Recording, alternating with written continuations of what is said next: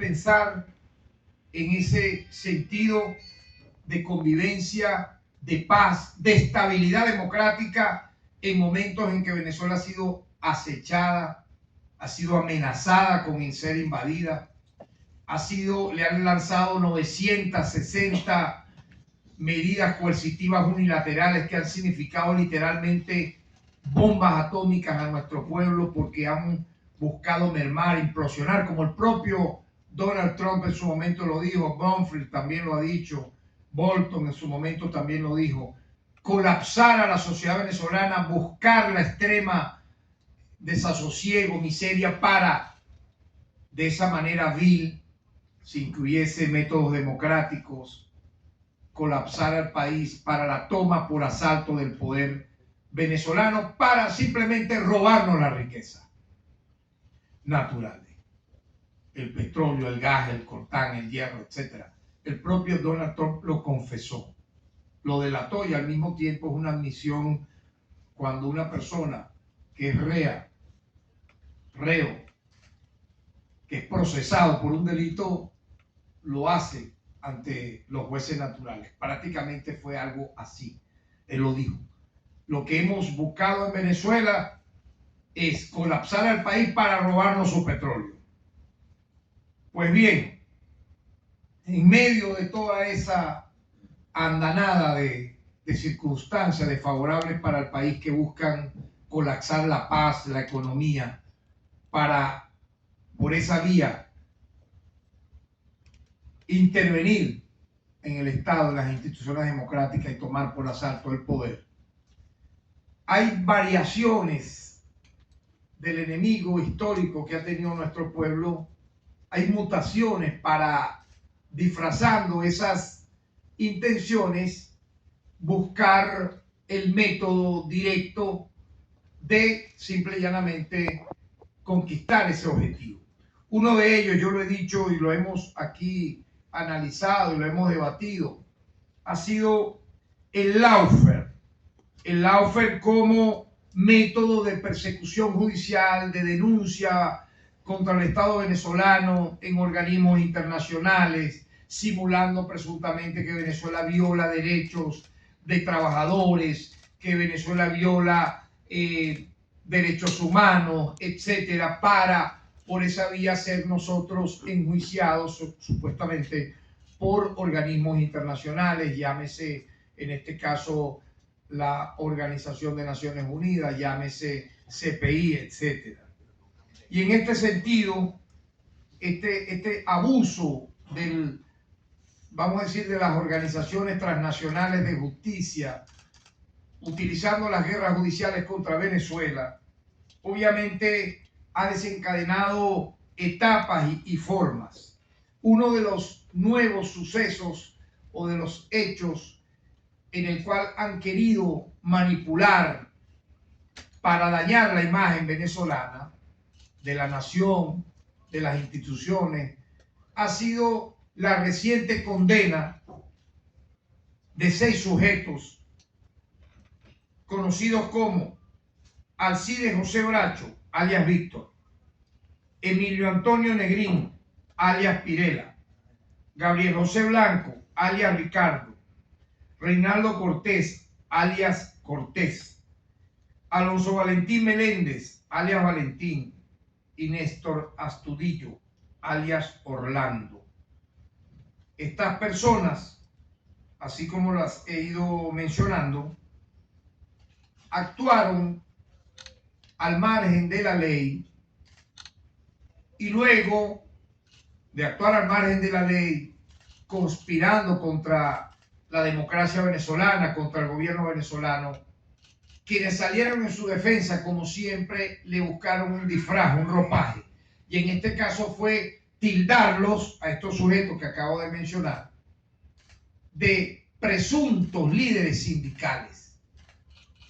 Lo insólito es, y óigase bien, primero, no son líderes sindicales, no pertenecen a un solo sindicato. De hecho, en el juicio y durante el juicio, un solo sindicato salió en defensa de estas personas. Segundo, nunca al momento de ser detenidos se encontraban realizando alguna labor vinculada a la lucha sindical. Lo más interesante de todo esto, ninguno de ellos son trabajadores activos. Ninguno. No aparecen registrados ante el Instituto Venezolano del Seguro Social como trabajadores adscritos a alguna empresa pública del Estado venezolano. Es decir, aparecen como cesantes, coloquialmente hablando, como personas desempleadas. Es decir, ni son trabajadores, vea usted, mucho menos no siendo trabajadores, no estando inscritos en el Instituto Venezolano del Seguro Social, menos pertenecen a una organización sindical. Entonces, ¿por qué colocarle el ropaje de líderes sindicales a unas personas que previamente fueron detenidas por labores conspirativas?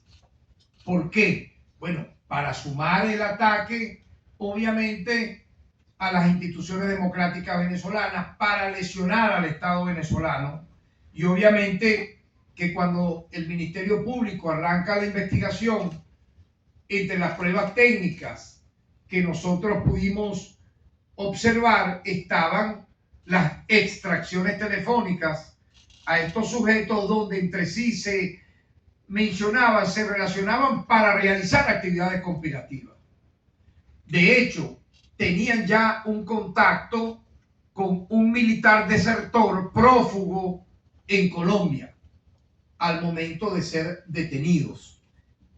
Ninguna de las veces aparecían, repito, vinculados, ni siquiera de lejos, a alguna actividad que pudiera calificarse de lucha sindical. Entonces, estas personas efectivamente fueron condenadas por el juzgado segundo de primera instancia en función de juicio con competencia en casos de terrorismo, corrupción y delincuencia organizada por los delitos de conspiración, como ya lo he venido detallando, y asociación, para cumplir una pena de 16 años de prisión. Estos sujetos pertenecían, sí, no a una organización sindical, no. Sí pertenecían a una organización clandestina y conspirativa denominada Unidad de Resistencia Popular URP. Se obtuvo, repito, evidencia concluyente que este grupo había planificado realizar varias acciones en contra del gobierno, entre ellas asaltar el conflicto de alistamiento militar de San Jacinto en Mérida, con el objetivo de apropiarse en ese plan del parque de armas albergado en ese recinto, que según sus informaciones constaba de un total de 120 fusiles modelo FAL. Intentaban dentro de sus planes realizar esta acción. Con esto planificaban igualmente realizar actos de sabotaje y entorpecimiento de las actividades del 5 de julio del año 2022, donde se encontraba nada más y nada menos que presente el jefe de Estado, presidente de la República Bolivariana de Venezuela, Nicolás Maduro Moro, y todo el alto mando militar. Igualmente, quiero destacar que los condenados actuaron como miembros de esa estructura delictiva, no como miembros de un sindicato, no como miembros de un colectivo de trabajadores. Si ni siquiera eran trabajadores, si estaban cesantes de toda empresa pública o privada, ¿cómo entonces podemos calificar que alguien sea dirigente sindical? Es como que una persona diga: yo me autocalifico, yo pertenezco, soy un líder magisterial. Y cuando tú vas al registro, cuando tú vas a todo lo que implica su antecedente académico, ni siquiera tiene el bachillerato.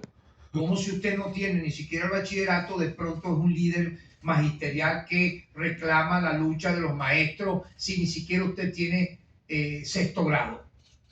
No tiene lógica, ¿verdad?